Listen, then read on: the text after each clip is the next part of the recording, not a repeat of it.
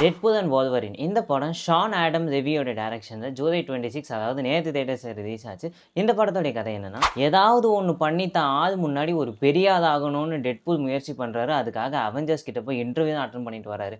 ஆனால் அவங்க டாட்டா பாய் பாய் காமிச்சு வீட்டுக்கு அனுப்பி விட்டுறாங்க. உனக்கு இப்போ ஏதாவது பண்ணணும் தானே, வா நான் பெருசாக பண்ணுறேன்னு சொல்லிட்டு இவர் தலையை ஒருத்தர் பெரிய வேலையை கட்டி விட்டுறாரு. அதுக்கப்புறமா அது டெட்பூல் முடிச்சாரா இல்லையான்றது தான் அந்த படத்தோடைய கதை. மார்வதையே காப்பாற்ற வந்த ஒரு தெய்வ குழந்தையாக தான் இந்த படத்தை எல்லாருமே நம்பிக்கிட்டு இருந்தாங்க.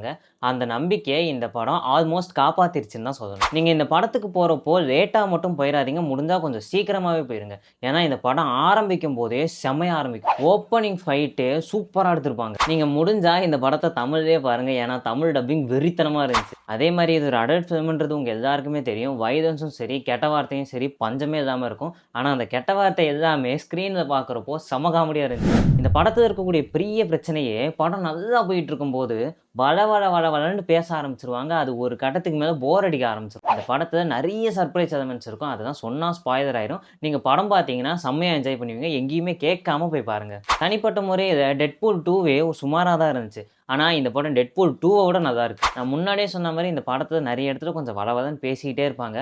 அந்த சீன்ஸ் அப்போ மட்டும் பல்ல கடிச்சிட்டு உட்காந்துருங்க. மற்றபடி உங்கள் ஃப்ரெண்ட்ஸ் கேங்கோட போனீங்கன்னா நீங்கள் செம்மையாக என்ஜாய் பண்ணிட்டு வரலாம். முடிஞ்ச வரைக்கும் இந்த படத்தை 3Dயில் பாருங்கள். 3Dயில் உண்மையிலேயே சூப்பராக இருந்துச்சு.